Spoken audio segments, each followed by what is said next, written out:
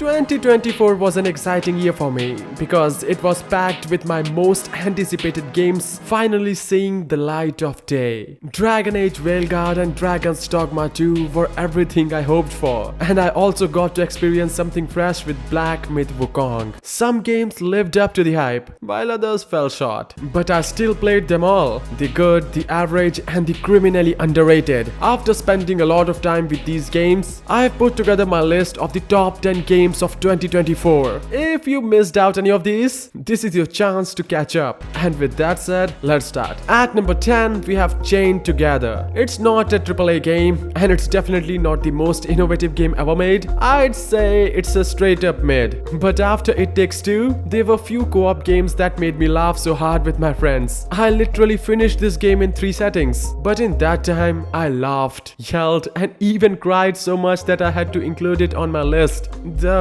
it's sitting at number 10. This game doesn't have the best controls, it's got plenty of bugs, and there's almost no story. But honestly, that's the fun part. It didn't need any of that. The best thing about this game was playing it with my friends on Discord, forgetting about everything else. Chilling, yelling at each other, and retrying over and over while catching up. This game brought us back together after so long. It gave us a reason to enjoy hanging out again. And the cherry on the top, it was cheap. Like really cheap. I didn't have to drop 30 to 40 bucks to have a good time. Overall, it was an amazing experience and absolutely deserved a spot on this list. Well, next is Astro Bot. Okay, I'll be honest, I don't like games like Astro Bot at all. I straight up hate these kinds of games. I usually need a story, great graphics, fun co-op, a deep RPG experience, or just something that keeps me engaged. Honestly, I thought Astro Bot was nothing more than a promotional game, but yeah, I was wrong. I played it and I enjoyed it. With the PS5 controller, it felt fantastic. The way it played, how relaxing it was, and how enjoyable the whole experience turned out to be, it completely surprised me. It's such a nice short game, and I'm glad I gave it a shot. At number 8, Call of Duty Black Ops 6. If you think $70 is way too much for this, then hear me out. I enjoyed every inch of it. Sure, with recent COD games becoming more competitive on the multiplayer level, it's not the same as the casual online co-op or multiplayer and camping experiences like it used to be,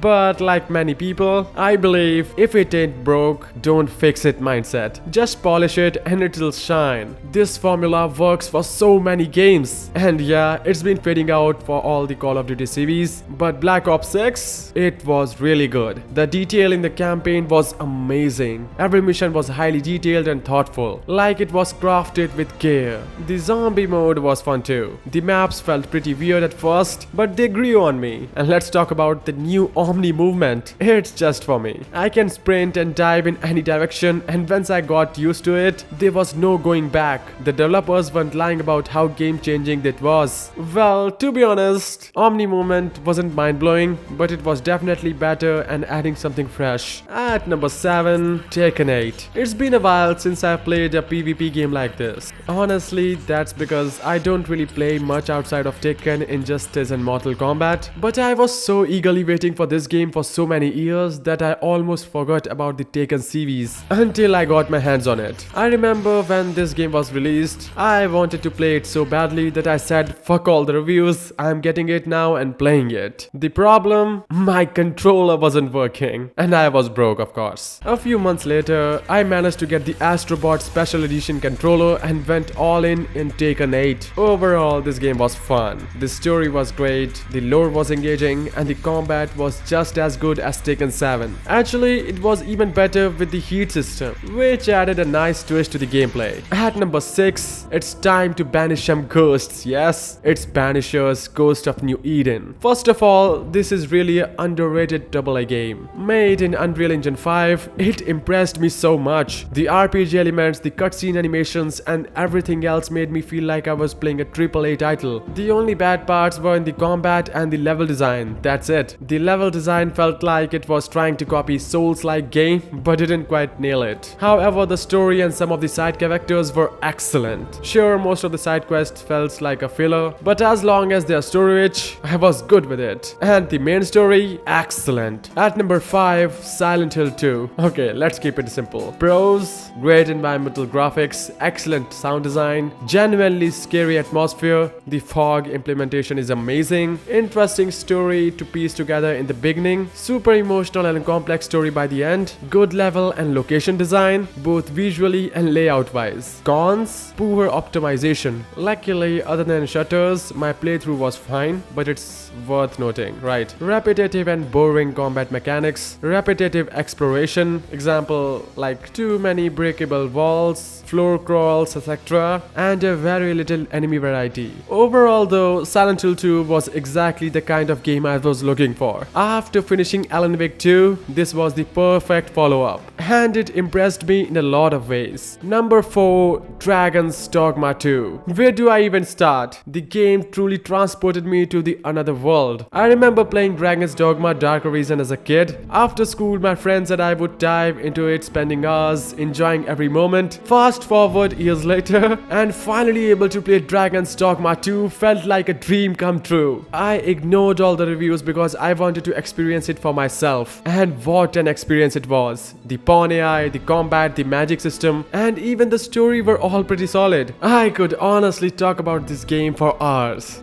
But for now, let's just say it absolutely deserves its spot at number 4. At number 3, Elden Ring Shadow of Erdtree. I had high expectations for this DLC, and they delivered tenfold. It felt like getting Elden Ring all over again. But even better, the dungeon looks incredible, although they sometimes gave me Dark Souls 2 PTSD with the enemy placements. The bosses, absolutely fantastic. Yes, even the Hog Rider guy. I had a genuine blast fighting them, analyzing their movements, picking up on the telegraphs, and eventually locking in to beat them. And the world? Stunning. The Land of Shadows feels like the aftermath of a massive war, but the beauty still lingers. It's almost like Bloodborne, where the atmosphere tells its own story. But one boss in particular stands out. On your way to him, the game gives you all the info you need. He's an overwhelming force of nature, and it's amazing. At number 2, Black Myth Wukong. Some people call it overhyped, but just because of the hype. It won't be the fastest selling game ever. Personally, I think it took inspiration from the Souls game and made it its own. The combat doesn't follow a simple click and hit pattern. Instead, it's more like a chain combat system,